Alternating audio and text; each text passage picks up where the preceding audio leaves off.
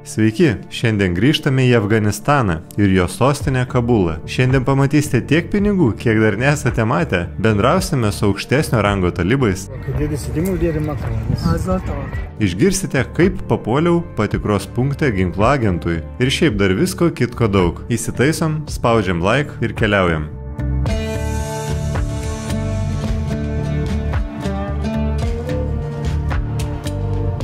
Vykstu per kalnus atgal į Kabulą ir galvoju, skurdi šalis, sausa. Kogi tos didžiosios šalis taip veržiasi užkariauti ir valdyti Afganistaną? Afganistanas šiuo metu yra viena skurdžiausių ir labiausiai nualintų pasaulio valstybių. Tačiau panašu, kad šalis įsikūrusi ant bene didžiausios pasaulyje retųjų mineralų gyslos, kurios ištekliai vertinami 3 trilijonais JAV dolerių. Tai turbūt patys savo atsakysite, dėl ko taip veržiasi Sovietų sąjunga valdyti Afganistaną. Ir tuo pačiu, kodėl JAV 20 metų bandė primesti savo demokratinį valdymą. Nors po pirmo mėnesio jau buvo išsprogdinusi tiek Al-Qaeda, tiek Talibaną ir galėjo keliauti namo. Maždaug Vokietijos dydžio kalnų valstybė įsikūrusi mineralais turtingame kalnų regione, kuris susiformavo Indijos subkontinentiniai plokštai atsitrenkus į Azijos plokštę. Prieš 50 metų Sovietų sąjungos atlikti tyrinėjimai atskleidė Afganistanų kalnuose slypinčius pasakiškus geologinius turtus. Čia slypi apie 60 milijonų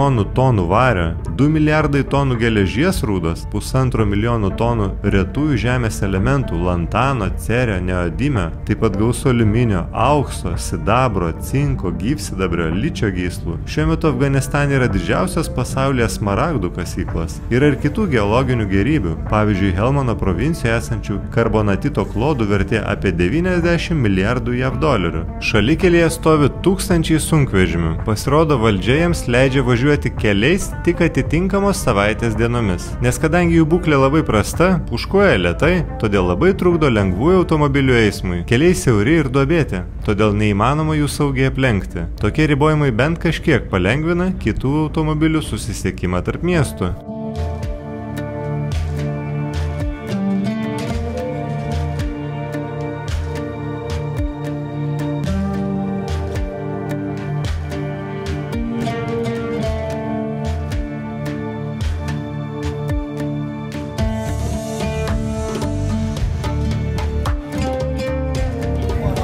Pinigų keitėjų gatvelė.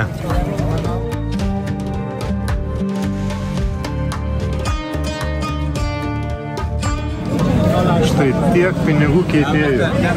Keičia ir dolerius, ir eurus. Viską. Pas visus keitimo kursas tas pats. Gručiai. Didelės krūvelės pinigų pasidėję. Čia ir išsikeičia. Afganistanas – grynųjų pinigų šalis. Kuomet Talibanas atėjo į valdžią, žmonės skubėjo nusiimti grynųjų. Limitas buvo 200 JAV dolerių per savaitę. Bankai iškart uždarė duris. JAV įšaldžius Afganistano 3 milijardus JAV dolerių, šalyje įsivyravo finansinė krizė. Nuo senų laikų veikęs pinigų turgus atsidarė pirmas. Jau praėjus kelioms savaitėms po valdžios pasikeitimo. Žmonės čia gali išsikeisti daugumos aplinkinių šalių valiutas, kursas geresnis nei oficialus. Jūs tik pasižvalgykite, kokias krūvas pinigų laiko keitėjai. Ne tik menkaverčius afganius, bet ir eurus ar JAV dolerius. Labai įdomėje vietelė, pastebėkite, pas visus rankose didelės krūvas pinigų. Ir jie keičia dolerius, eurus, į afganius, dar kitas valiutas. Tai vyksta gatvėje pinigų keitimas. Iš karto krūva žmonių apstojus žiūri. Čia stovi išmaldos iš karto laukia. Tiesiog, sakyčiau, kaip ir nejaukų gal.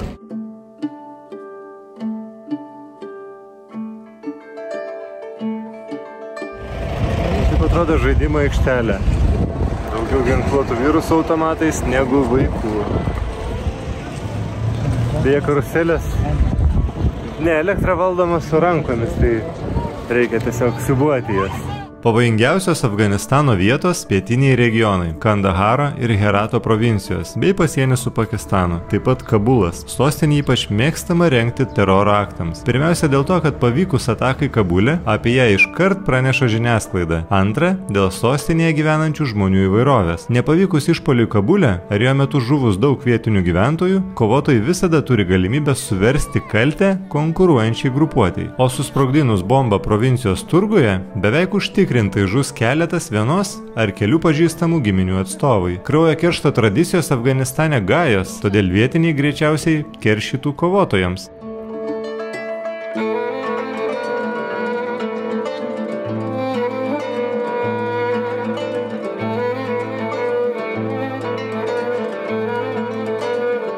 Vaikštinėjom Kabulo kalvų, apžiūrinėjau miestą, jis yra įsikūręs 1800 metrų aukštyje. Ant miesto kalvelių visada bazuojasi Talibano kareiviai su technika, nes nuo kalno geriausiai matosi, kas vyksta mieste. Šalia mane sėdėjo talibas. Matau, kad nearogantiškas kaip daugelis kitų žemesnio rango mudžahedų. Pradėjo pokalbį, paklausdamas manęs, kas man patiko Afganistane. I like the Bamiyan lakes, beautiful nature. I like the Kandahar, Pashtun people. Can you ask if it's safe now in Afghanistan, in Kabul? میگه چطوره؟ میگه وضعیت خوب است دیگه نه در افغانستان. وضعیت خوب است، آرامی است، دست تو یادت سیده کدام مشکل نیست. سر افغانستان یک حکومت، یک امیر، یک امر است. دیگه نیست. In every part of Afghanistan, the Emirat Islamic Emirat is ruling the government, and everywhere is safe. There is no problem. Nobody have any problem with each other, and there is peace in Afghanistan. Can you ask why someone in Kandahar was throwing a potato to me? در قندهار میگم ما میگم را میرفت میگم بانجان رو میگم مرزا خب زبا یه خبر در توکم دتا وکا سیده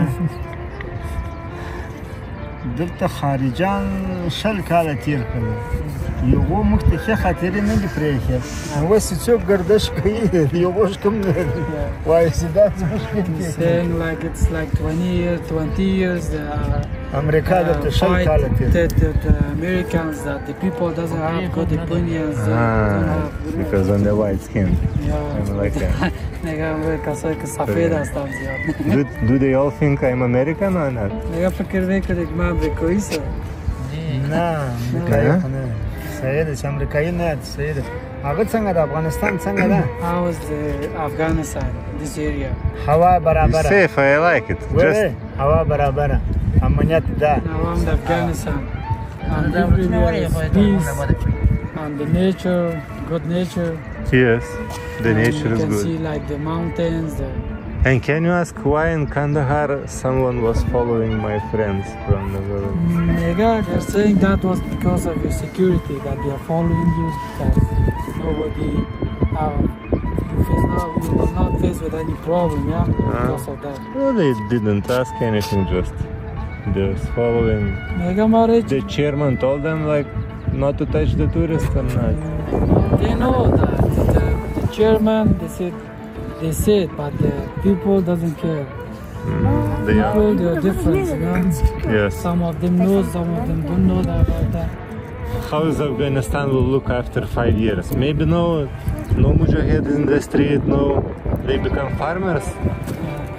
بعد موږ حرم ده سیده موږ د ارچانو نه خارجانو نه دا حق لرو چې پښتنه وکړو سیده چې د کوم جراغله چیرې ځي چې شکایه دا حق لرو ځکه موږ هم خارج ته سلاړ شو خلک پښتنه راشکه کوي څوک چې چشته راغلی څه شکایه دومره حق موږ لرو سیده After 5 years, maybe we will not be needed anymore.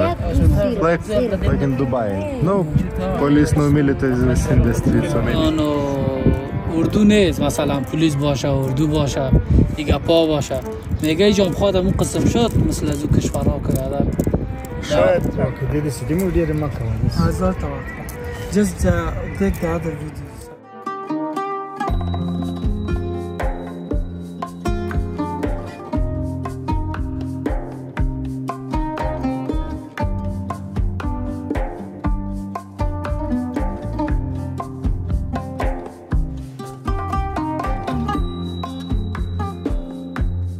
Man už nugaros gražioji Kabulo mečetė, o aplinkui kalnai su daugybė gyvenamųjų namų.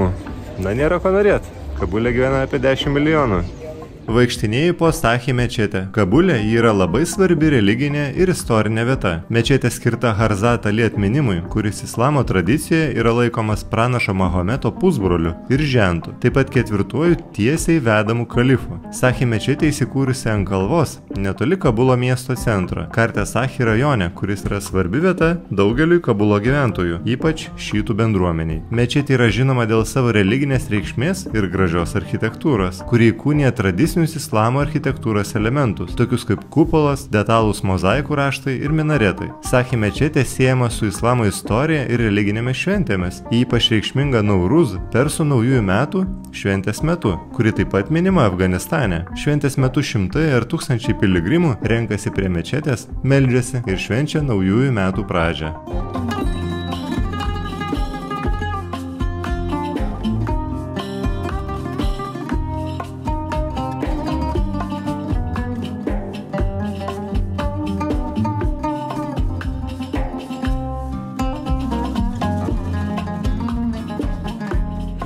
Štai prie rūmų vaikštau, daug ir vietinių čia žmonių ateina, daug sargybinių, saugo šią vietą ir turbūt ir strategiškai svarbi, nes aukštai ant kalno. Kiek vaikštau Kabulė, vis neįprantu prie tokio kiekio ginklų. Aišku, vietiniai žmonės jau juos nebekreipia dėmesio. Per 50 metų karą gyventojai įprato prie visko. Beje, ir žinote, kad prieš JAF ir sovietus čia ir Britai bandė įkelti koją. Kaip skurdino ir čiulpė Indijos resursus, taip ir bandė iš Afganistano. Didžiosios Britanijos ir Rusijos varžybos dėl įtakos Afganistane beveik prieš 200 metų sukėlė pirmąjį Afganistano ir Didžiosios Britanijos karą. Po 50 metų įvyko antrasis Afganistano ir Britanijos karas, po kurio Britai laimėjo ir įgijo teisę kontroliuoti Afganistano užsienio politiką. 1893 Didžioji Britanija privertė Afganistaną demarkuoti Afganistano ir Britų Indijos sieną, vadinamą Durando liniją, kuomet apie pusę puštūnų genčių, iš kurių kilo Talibanas, liko už šalies ribų. Po to tos pačios puštūnų teritorijos tapo Pakistanu, kuomet jis atsiskyrė nuo Indijos. Ir ten pat puštūnai ruošdavo tiek Talibano kovotojus, tiek Al-Qaeda kovotojų savižudžius. Viskas vyko jau Pakistano teritorijoje, kur gausų puštūnų. Man už nugaros Darul Aman rūmai. Tai iš tikrųjų buvo labai daug apsaugos, kad įeiti į teritoriją. Ir automobilį visą išpurtė, sėdynės net patikrino, ir viduj nieks neįsiūta. Labai jau saugo šią vietą.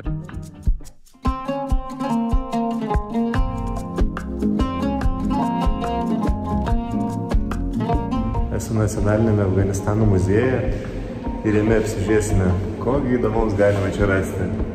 Vaikštinėjo Afganistano istorijos muziejuje ir mintis nuklysta į senus laikus. Afganistano istorija yra turtinga ir įvairi, susijusi su daugybė civilizacijų, imperijų ir kultūrinių įtakų. Afganistano vieta kaip svarbus tiltas tarp Vidurinės Azijos, Pietryčių Azijos ir Artimųjų rytų, sudarė jį svarbiu prekybos, kultūros ir karo centru. Afganistano istorija siekia tūkstantmečius ir joje matome susimaišiusius daugelio didžiųjų pasaulio imperijų įtakas. Afganistano teritorijoje gyventa jau nuo paleolito laikų. Archeologiniai radiniai, tokie kaip Darbandžio kultūra ir Kočio slėnio radiniai, rodo, kad šioje teritorijoje žmonės gyveno daugiau nei prieš 50 000 metų. Po Aleksandro didžiojo užkariavimų 330 metų prieš mūsų erą, Afganistanas tapo vienu iš helenistinės civilizacijos regionų. Aleksandras užkariavo visą Persijos imperiją ir pasiekė Afganistaną, kur susidūrė su stipriu vietinių tautų pasipriešinimu, ypač Baktrijos regione, šiaurės Afganistane. Po Aleksandro mirties šis regionas tapo Seleukidų imperijos dalimi, tačiau vėliau buvo perduotas Maurijų imperijai Pietų Azijoje, o dar vėliau jį valdė vietiniai graikų baktriečių valdovai.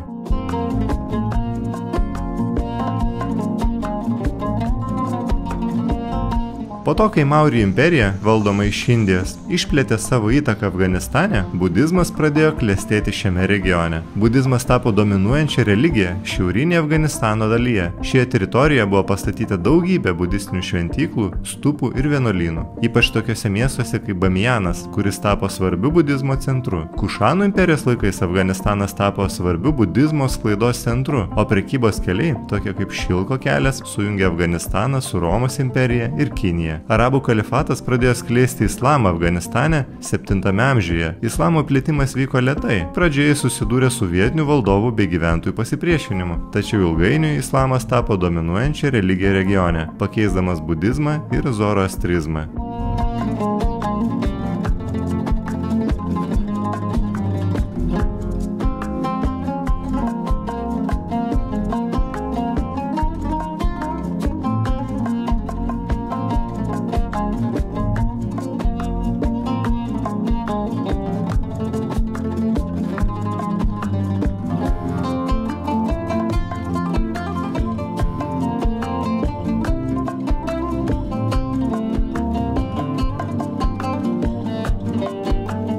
Labai gražus restoranas, išdekoruotas įvairiais gyvūnų kailiais, tradiciniais kilimais, baldai. Tiesiog visko labai daug, kaip muziejus būtų. Kol laukia maisto, jame pasižiūrėsime, kogi yra šiame restorane. Pasigrožėsime Afganistano tradicijomis. Kol restorane neša maistą, grožiuosi artefaktais, kurie parodo senąją Afganistano istoriją. Ji yra persismelkusi įvairių imperijų kultūrinėmis įtakomis. Afganistanas tai vieta, kur susikirto Indijos, Persijos, Vidurinės Azijos ir helenistinės civilizacijos. O per tūkstantmečius Afganistanas tapo skirtingų religijų, zoroastrizmo, budizmo ir islamo bei imperijų centrų. Afganistano strateginė padėtis ir sudėtingas kalnų reljefas lėmė, kad šis regionas dažnai tapdavo kovų dėl kontrolės laukų, tačiau taip pat veikia kaip svarbus prekybos, meno ir religijos centras.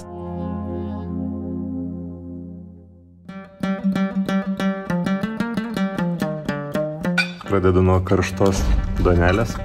Girdėti, kokia traški. Kaip ir visur, nuostabi. Aš ir po maistą valgau, kaip desertą.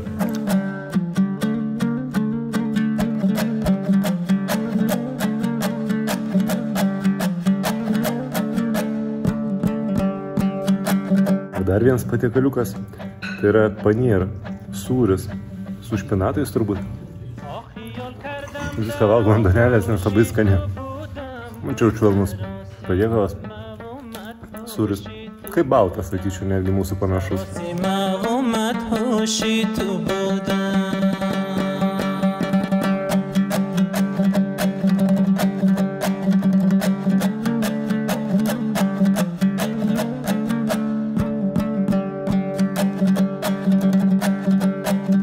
Bando migdolų su apvalkalu ir kažkuo tai.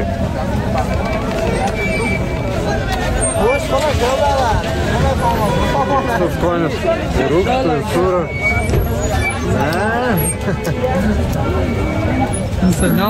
Vygai neskanu. Migdolai. Štai buvo su apvalkalu.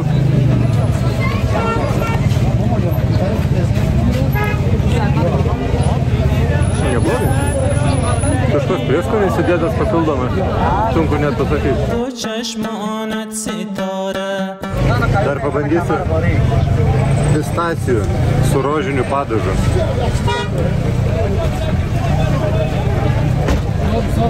Keistas sūris. Neatpažįstu, žinokit, bet per prieskonis. Riešutų skyrelį einu. Daug čia visko, kai kurių dalykų net neatpažįstu, kas čia tokia. Labai gražiai figos suvertos.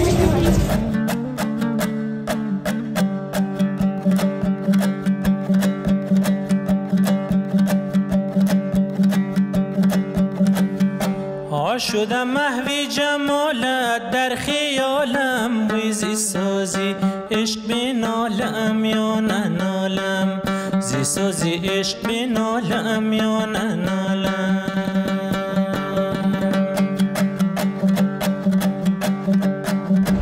Turguje esanti mečetė, žmonės apsiperka, parduoda, nusiperka kažką ir tada jau eina pasimelsti. تو را در خواب و دیدم خوش به حالم تو را در خواب و دیدم خوش به حالم تو را در خواب و دیدم خوش به حالم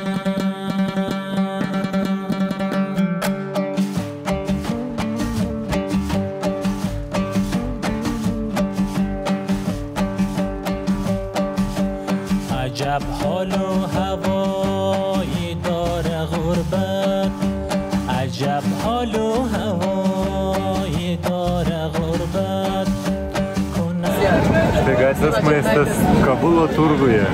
Хорошо. Da, necharašo. تنهای شکایت کنم از دست تنهای شکایت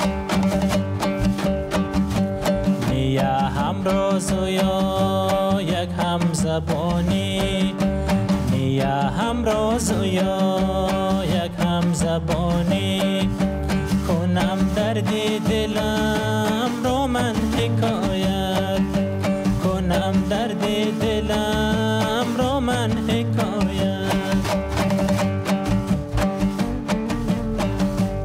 Na rimtas turgus, ne? Tiek daug žmonių visko parduoda. Galima ir ragauti, galima ir pavalgyti, ir iškeps blyną, ir įdarys. Ar galima nusipirkti avies lašinių, avies galvų, visko.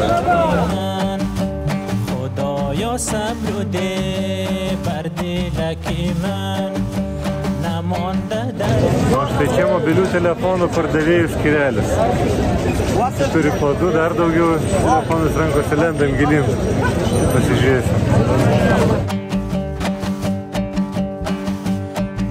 یکی باشد که راز دل کنم ما یکی باشد که راز دل کنم ما شوم یک لحظه ای شاید راحت شوم یک لحظه ای شاید راحت.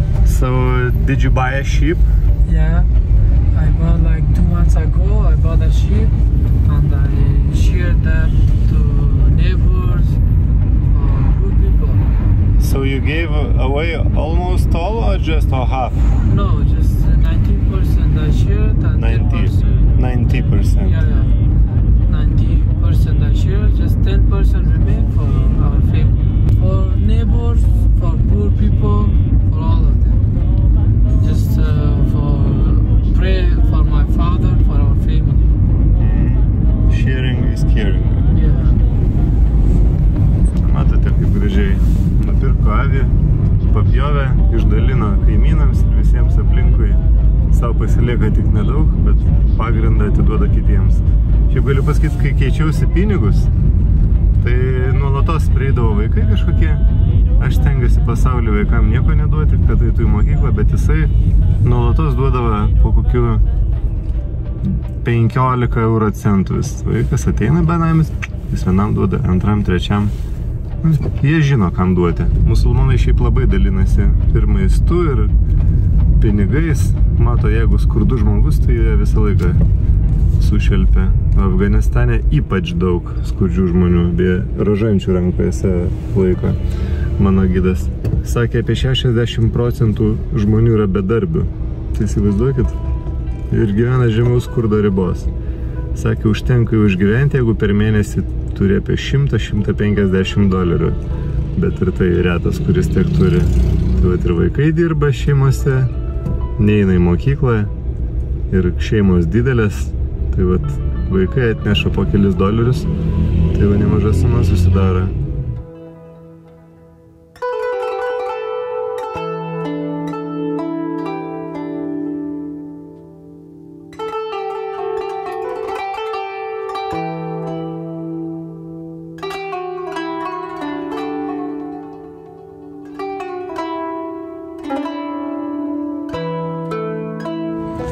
Senamiesčio parkelis, labai žalias, žmonių dar nedaug, nes šiandien buvo daug lietaus, šlapia visur, nieks nenori ant žolytės piknikauti, kuomet šlapia. Galbūt vėliau dar šiek tiek žmonių daugiau ateis. Šiandien turbūt vyrų diena, nes moteris nei vienos nematau.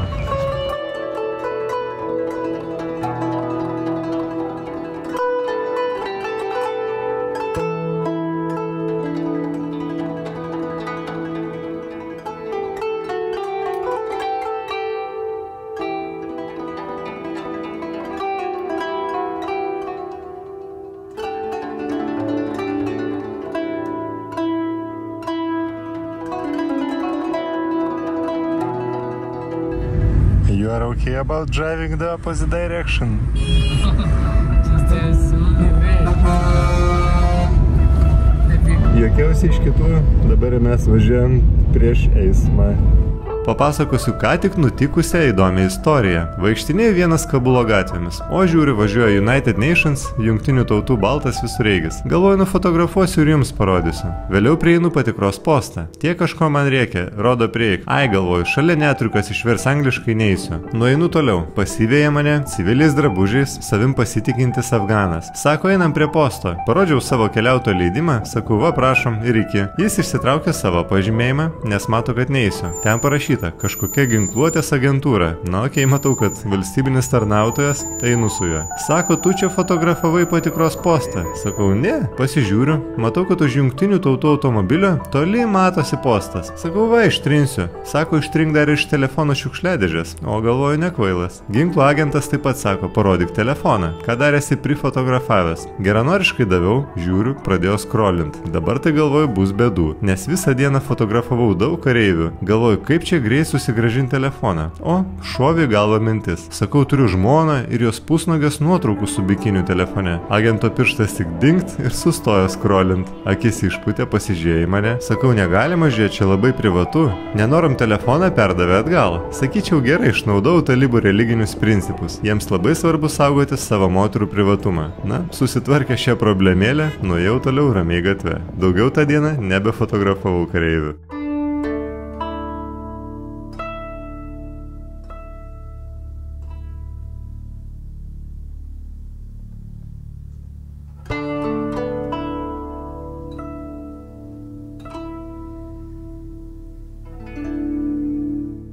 Na, šį kartą pradedu nuo deserto, specialių salotų. Riešutai, braškės, ananasai, maišytos su jogurtu, labai skanu. Pradėjau nuo deserto, dabar bandysiu troškintų daržovių su prieskoniais.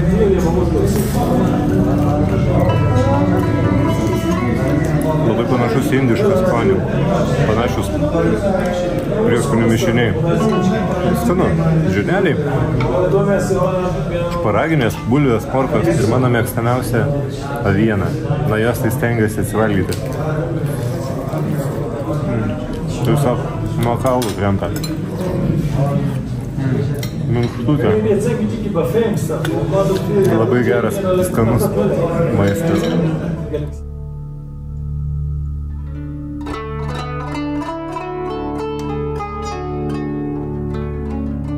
Atvažiavau prie Kharga užtvankos. Čia matas yra keletas kavinukių. Žmonės kartais atvyksta prie šio dirbtinio vandens telkinio pailsėti. Kuomet mieste būna karšta, tai prie vandens visuomet vėsiau.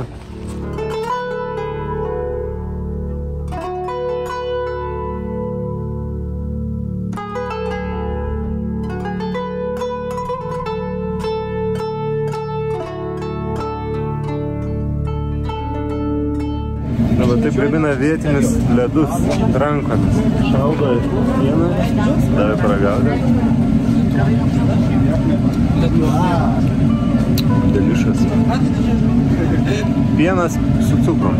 Afganistane nemačiau daug vandens telkinių, tačiau vieną radau netoli sostinės. Kharga užtvanka buvo pastatyta siekiant reguliuoti vandens tiekimą ir tiekti drėkinimą žemės ūkiui Kabulo regione. Ji taip pat tarnauja kaip vandens rezervuaras ir padeda užtikrinti stabilų vandens tiekimą didmiesčiui. Nors užtvanka nėra didžiausia ar reikšmingiausia hidroelektrinė Afganistane, jie atlieka svarbu vaidmenį vietos ekonomikoje. Kharga užtvanka yra populiari pramogų zona tiek vietiniams, tiek įsivaizduojamiems turistams, kurių čia nėra. Šalia vandens telkinio yra išvystyta infrastruktūra, įskaitant restoranus, viešbučius, valčių nuomą ir kitas pramogas. Ypač savaitgaliais turtingesni afganai vyksta ten leisti laiko su šeima, plaukioti, žvejoti ar tiesiog mėgautis gražiais vaizdais. Užtvankos apylinkės pasižymi kalnų peizažais ir ramia gamta. Nors Kabulas yra tankiai apgyvendintas ir intensyvaus eismo miestas, Kharga regionas suteikia galimybę miestiečiams pabėgti nuo miesto triukšmo ir pailsėti gamtos apsuptyje.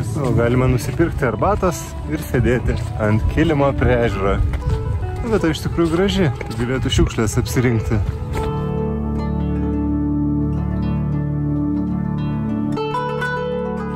Prie ežero vaikai pardavinėja virtus kiaušinius. Vienas kiaušinis 15 euro centų. Tokia kaip švari užkandėlė, sakysim, ne paveikta bakterijų. Ačiū, kad buvote kartu, Kabulas mane stebina. Manau ir jūs. Nepamirštam paspausti like, prenumeratos ir susitiksime kitą savaitę paskutinėje Afganistano dalyje. Iki.